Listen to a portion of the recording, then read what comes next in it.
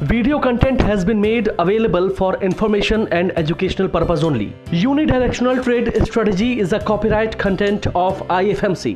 Good morning and welcome to the episode of तैयारी अगले सप्ताह की। दोस्तों, आजकल एक बहुत पॉपुलर जुमला बहुत सारे टीवी शोज़ के ऊपर चल रहा है और सोशल मीडिया पे चल रहा है। वो जुमला ये है कि बहुत दर्द देख लिया स्टॉक मार्केट का, अब बस थोड़ा ही बाकी है। ये आप आम सुन रहे होंगे कि अब मार्केट बहुत गिर चुका, अब क्या गिरेगा। बहुत दर्द दे दिया मार्केट ने, अब बस थोड़ा सा बाकी है, झेल लो। जो लोग झेलेंगे वो तर जाएंगे और जो नहीं झेल पाए, जो निकल गए हैं, वो फंस गए हैं या वो नुकसान दे गए हैं।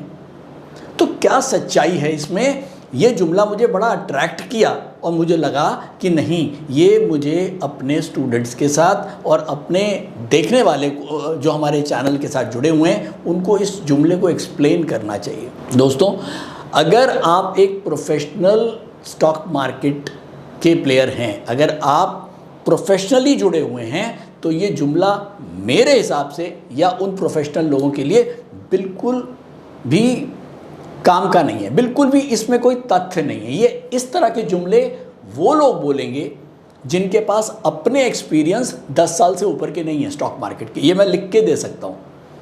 जो 25 से 30 साल स्टॉक मार्केट से जुड़ा हुआ है वो इस तरह का जुमला कभी भी यूज़ नहीं करेगा कि अब बहुत दर्द निकल गया, थोड़ा ही बाकी है। दोस्तों, जब हम स्टॉक मार्केट को इमोशंस के साथ जोड़ने लगते हैं और हम वास्तविकता या सच्चाई से हट जाते हैं, तब हमारा असली दर्द शुरू होता है।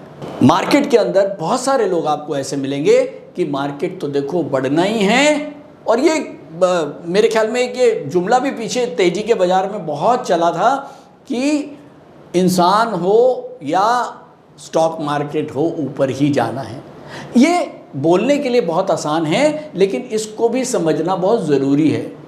ठीक है, इंडियन स्टॉक मार्केट ऊपर जाएगा, लेकिन कब जाएगा? 3 साल के बाद, 4 साल के बाद, 6 साल के बाद? तो क्या हम उसके लिए प्रिपेयर्ड हैं? ये सुनने में तो बहुत अच्छा लगा कि यार कुछ भी ले लो, जब भी नीचे आएगा लो, एवरेजिंग करो, एवरेजिंग करो, एवरेजिंग करो, एवरेजिंग करो।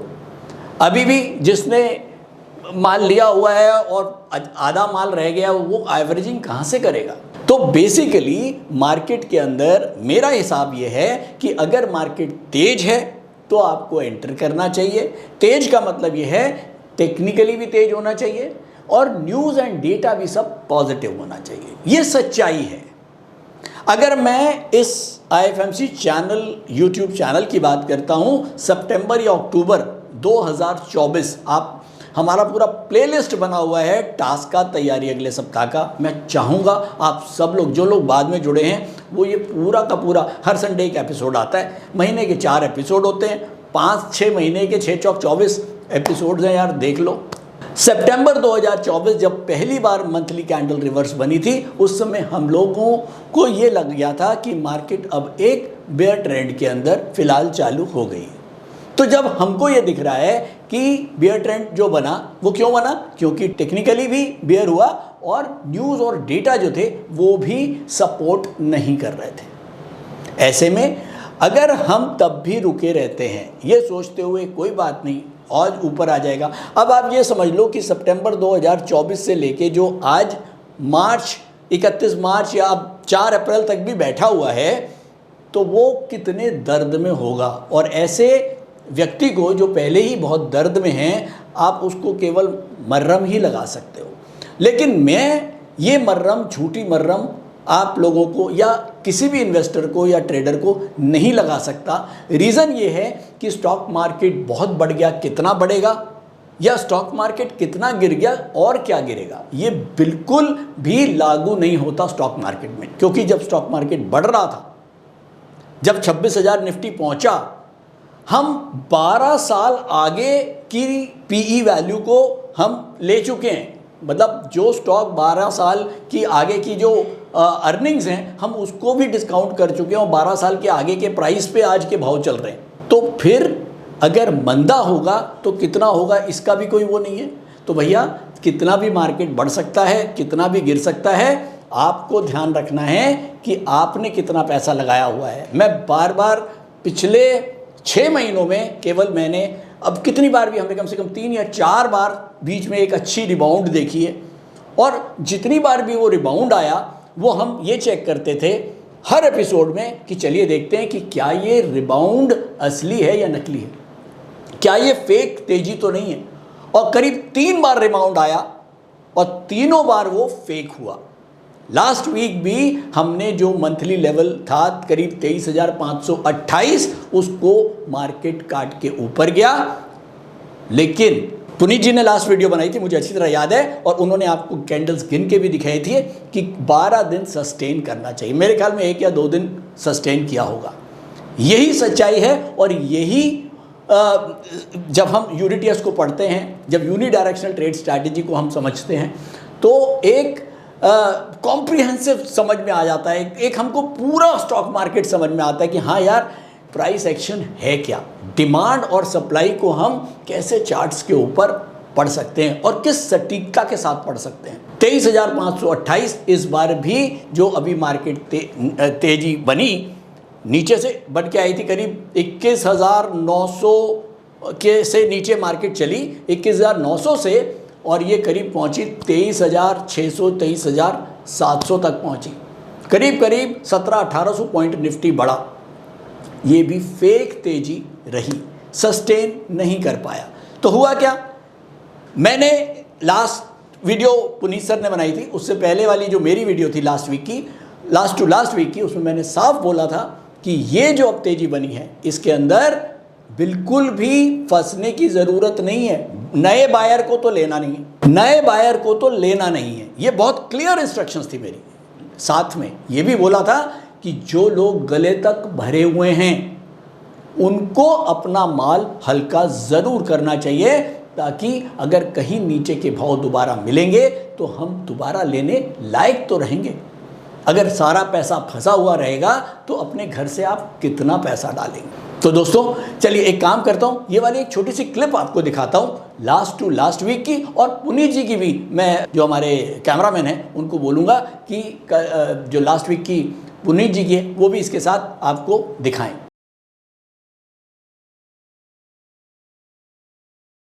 तो अभी तक एज ऑफ नाउ हम अभी बुल रन में नहीं आए हैं। 23,350 बंद हुआ है, 23,550 को काटना, सस्टेन करना बहुत ज़रूरी है। तो अब चलो बात करते हैं ट्रेडर्स और इन्वेस्टर्स की।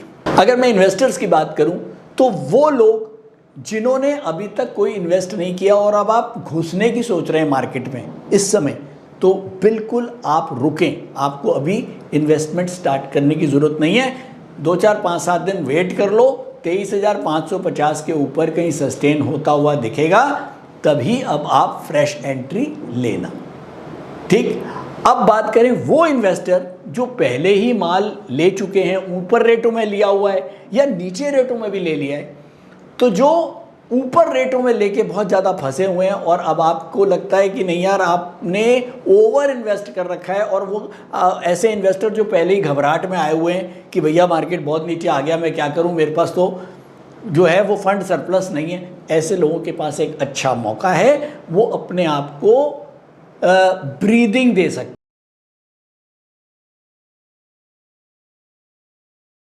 तो मंडे को हम मंथली लेवल के नीचे थे, उसके ऊपर चले गए। जैसे कि आपको बताया हुआ है कि मंथली लेवल के ऊपर मिनिमम 12 दिन हमारे को क्लोजिंग चाहिए।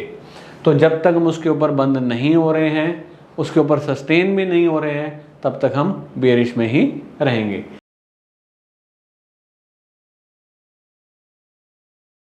अभी आपने ये दोनों क्लिप देखी, बहुत क्लियरली मेंशन किया गया कि 23,528 को सस्टेन ऊपर नहीं कर पाया, तो ये एक फेक तेजी फिर से साबित हुई है।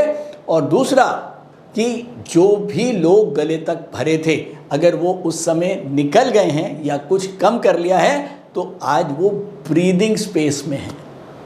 तो दोस्तों स्टॉक मार्केट को समझना बहुत ज़रूरी है इमोशंस के साथ नहीं, प्रैक्टिकली रियल लाइफ में, रियल मार्केट में आप स्टॉक मार्केट को प्रेजेंट में समझिए। ये मत सोचिए कि नहीं इंडियन इकोनॉमी तो ग्रोइंग है, हम तो बढ़ जाएंगे। अरे भैया 6 साल के बाद बढ़े तो तुम नहीं रहोगे, क्योंकि तुम्हारा जो पैसा है वो ऑलमोस्ट 60-70% नीचे आ चुका होगा। तुम्हारे अंदर इतनी पेशेंस नहीं होगी कि उसको हम और सेक पाएँ, और साथ में जब आपको लगेगा 3 साल के बाद, 4 साल के बाद, यार हमारे तो 1 लाख रुपए लगाए थे वो अभी भी 40-50 हज़ार रुपये हैं, और साथ में बैंक की एफडी का ब्याज भी गया।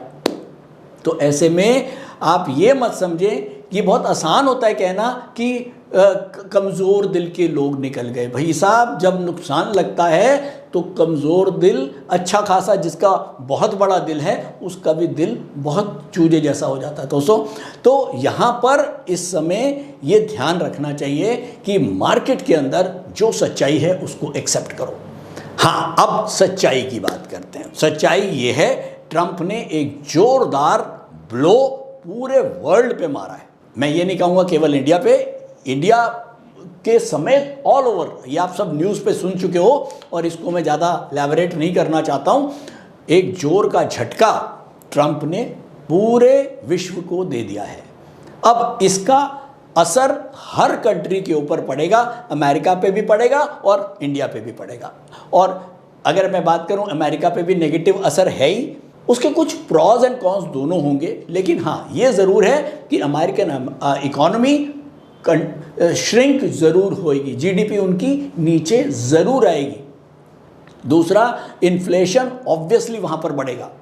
इन्फ्लेशन बढ़ेगा, फेड किसी हालत में रेट ऑफ इंटरेस्ट को कट करने का अब कोई संभावना नहीं है। कंज्यूमर स्पेंडिंग गिर रही है और गिरेगी। तो बहुत स्पष्ट है कि इकोनॉमिक ग्रोथ पे एक अटैक यूएस में भी आएगा और उसका इफेक्ट बाकी देशों में भी आएगा। उधर चाइना ने क्या किया? चाइना ने भी कल वापस एक रेसिप्रोकल टैरिफ यूएस के ऊपर मार दिया 32-34% का। अब ये ट्रेड वॉर शुरू हो चुका है ग्लोबली, और इसको बड़े बड़े एनालिस्ट जुटे हुए हैं ये निकालने में कि इंडिया को अब इससे क्या फ़ायदा होगा या नुकसान होगा। इसका भी एक जुमला चल रहा है, आपदा में अवसर, कि बड़े बड़े एनालिस्ट ये निकालने में लगे हैं कि हमको ज़्यादा नुकसान लगेगा या चाइना को लगेगा, कौन कौन से सेक्टर के अंदर चाइना को ज़्यादा नुकसान लगेगा कि जिससे हमें कुछ फ़ायदा हो जाए। तो ये बहुत पेचीदा चीज़ है, ये बहुत आसान चीज़ नहीं है। तो पहले एक बहुत बड़ी अनसर्टेनिटी मार्केट के ऊपर बनी हुई थी कि ट्रंप जो हैं वो टैरिफ लगाने वाले हैं, ठीक। अब टैरिफ लग गया, 4 तारीख को टैरिफ लग गया, तो लोगों को लगा भैया अनसर्टेनिटी ख़त्म हो गई और टैरिफ लग गया, चलो अब तो मार्केट सुधरेगा। लेकिन अब ये भी अनसर्टेनिटी बनी हुई है कि इसका कितना इम्पैक्ट इकोनॉमी के ऊपर, हिंदुस्तान की इकोनॉमी के ऊपर आएगा। सच्चाई को फेस करना सीखें, और ये तो हमें दिख रहा है कि अभी तो आएगा और एक नेगेटिव इफेक्ट आएगा। हो सकता है ये ठीक हो जाए, हो सकता है कुछ, जब इतना बड़ी सुनामी आती है, ये एक बहुत बड़ी सुनामी है दोस्तों, ये कोई छोटी मोटी चीज़ नहीं है। तो इसका पॉजिटिव असर होगा या नेगेटिव होगा ये किसी को नहीं पता, क्योंकि इससे पहले कभी ये वाली घटना हुई ही नहीं है। जब हुई ही नहीं है तो लोगों को पता कैसे लगेगा। इसका अच्छा भी हो सकता है इंडिया के लिए, बुरा भी हो सकता है, लेकिन वो जब कुछ होगा, जब कुछ डेटा आएंगे तब हम उससे वो चीज़ निकालेंगे। लेकिन अभी के लिए बहुत अच्छी खबर मार्केट के लिए, हिंदुस्तान की इकॉनमी के लिए भी बहुत अच्छी चीज़ नहीं है। टेक्निकली हम लोग डाउनवर्ड हैं। चलिए एक काम करते हैं, फटाफट चार्ट पे चलते हैं। तो दोस्तों मैं आ गया हूँ अपने डेली चार्ट पर, निफ्टी पे। निफ्टी का जो मंथली रेजिस्टेंस है वो अभी भी 23,528, एक बड़ा रेजिस्टेंस, ये हमारा रेजिस्टेंस था, आपने देखा। और यहाँ पर हमारी मार्केट जो है वो 1, 2 और यहाँ नीचे आ गई 3 दिन केवल मार्केट 23,528 के ऊपर क्लोज हुआ, और उसके बाद फाइनली मार्केट क्लोज हुआ 22,904 पर, वापस एक डाउनवर्ड। इस समय मंथली रेजिस्टेंस है 23,528, वीकली जो वीकली सपोर्ट है, इस समय वीकली सपोर्ट है 22,344, तो 22,344 का वीकली सपोर्ट है और डेली रेजिस्टेंस है 23,189 या 23,189। तो इस समय मार्केट मंथली और डेली सपोर्ट के नीचे है और मंथली और डेली रेजिस्टेंस के नीचे है मार्केट और वीकली सपोर्ट के ऊपर है। ओवरऑल हम जो बड़ा इंटरवल है मंथली, हम उसी को मेन मान के चलते हैं, तो ओवरऑल मार्केट अभी भी एक बेयर फेज में ही है। साथ में जो न्यूज़ एंड डेटा है वो भी बहुत पॉजिटिव नहीं है, वो मैं आपके साथ डिस्कस कर चुका हूं। तो ओवरऑल नेक्स्ट वीक के लिए अगर हम मार्केट को देखते हैं तो अभी भी एक बेयर ट्रेंड ही दिमाग में आता है। तो रही बात, कई लोग कहते हैं सर अब ये बताइए कि बॉटम कहाँ लग जाएगा, या टीवी पे ही आजकल बॉटम तो ऐसे ढूंढ लेते हैं जैसे पता नहीं बॉटम निकालना बहुत आसान हो। दोस्तों, बॉटम और टॉप स्टॉक मार्केट में कोई नहीं निकाल सकता, कोई भी नहीं निकाल सकता। ये मैं अपने तजुर्बे से बता रहा हूँ। ये जितने भी बॉटम और टॉप की अजम्पशंस होती हैं उनको आप भूल जाइए, उनको आप छोड़ दीजिए। जिस दिन आपने इसको छोड़ दिया आप स्टॉक मार्केट को बहुत अच्छे से एनालाइज करना सीख जाएंगे। आप प्रेजेंट पे रहिए, आप प्रेजेंट पे रहिए, फ्यूचर पे जाने की ज़रूरत ही नहीं है। आज क्या है, मुझे आज पैसा लगाना है या आज पैसा मार्केट में रखना है, आज को हमको देखना है। टेक्निकली मार्केट डाउन है, ओवरऑल जितने भी न्यूज़ एंड डेटा हैं वो नेगेटिव हैं, तो मुझे नया पैसा मार्केट में या तो डालना ही नहीं है, और या अगर मैंने कुछ बहुत ज़्यादा डाला हुआ है तो दिल पे पत्थर रखना है और थोड़ा बहुत नुकसान हो रहा है तो उसको बुक करके बाहर निकलना है। हाँ, अगर आपने कोई लॉन्ग टर्म के लिए लिया हुआ है तब आप अपने रूल्स को फॉलो करें, उस लॉन्ग टर्म के साथ आप बने रहें, और अभी भी ये नहीं कि नीचे आ गया ले लो, कोई ज़रूरत नहीं है। जब आप मार्केट थोड़ा भी पॉजिटिव बने टेक्निकली और उसके साथ साथ पॉजिटिव न्यूज़ आनी शुरू हो जाए, तब आप मार्केट के अंदर वापस बाइंग के लिए घुसें। तो अभी बाइंग का कोई भी सिनारियो मार्केट के अंदर नहीं बन रहा है। केवल वो लोग, अब समझिए, जिन्होंने स्टॉक मार्केट को कभी टच नहीं किया था, जिनको लगता है कि नहीं यार चलो ऊपर तो हमने लिया नहीं, अब कुछ ले लेते हैं, उनके लिए मेरी राय क्या है कि अगर ऐसे लोग टेस्टिंग के लिए मार्केट में आना चाहते हैं तो वो भी 100 रुपये में, अगर आपको 100 रुपये लगाने हैं तो मात्र 30 से 35 या 40 रुपये से ज़्यादा नहीं लगाना। 60 रुपये अभी भी एफडी में डाल के रख दीजिए और ये 40 रुपये से ही एक श्री गणेश करके देख लीजिए, ठीक है। और जब तक मार्केट यू टर्न नहीं लेता है, जब तक आपको वो 40 को 40 ही रखना है। बहुत नीचे आ जाएगा 10-20 रुपये और ले लेना, लेकिन फाइनली जब आपको लगे कि मार्केट के अंदर टेक्निकली भी मार्केट ठीक हो गया और साथ में जो न्यूज़ और डेटा हैं वो भी अच्छे आने लग गए, तब आप प्रॉपर बुल रन को एक्सपेक्ट कर सकते हैं। तभी आप कोई अपना बड़ा पैसा भी मार्केट में लगा सकते हैं। तो दोस्तों, आज के लिए इतना ही। Thank you so much. बहुत कॉम्प्लीमेंट्स और कमेंट्स आप लोगों के आते रहते हैं, मोटिवेट करते हैं हमको कुछ ना कुछ बनाने के लिए, कुछ ना कुछ नया बनाने के लिए। तो जुड़े रहिए। Thank you so much. और हाँ, इतना ज़रूर कहूँगा कि इस समय मार्केट की वाकई में परीक्षा चल रही है और ये लंबे समय के लिए भी चल सकती है। तो बिल्कुल भी आप लोग चाहे ट्रेडर हैं या इन्वेस्टर हैं तो बिना सीख के स्टॉक मार्केट में ना आएँ। बहुत बड़ा पैसा लगता है यार इसके अंदर। तो इसमें अगर छोटा मोटा कोर्स ले लेते हो, IFMC से ही ले लेते हो और 2-3, 4-5 हज़ार रुपये दे भी देते हो, तो मुझे नहीं लगता कि कोई बहुत बड़ा नुकसान आपको होता है। अल्टीमेटली इन्वेस्ट जहाँ कर रहे हो आप, वो एजुकेशन में इन्वेस्ट कर रहे हो। पहले आप एजुकेशन लो, समझो कि किस तरह से हमको स्टॉक मार्केट में आना चाहिए, कैसे ट्रेडिंग करनी चाहिए। इंट्राडे ट्रेडिंग करनी है तो इंट्राडे ट्रेडिंग भी की जा सकती है, लेकिन उसके भी अपने एक रूल्स एंड स्ट्रैटेजीज होती हैं। बिना उसके आप कुछ भी करेंगे स्टॉक मार्केट के अंदर तो वो गैम्बलिंग है। Thank you.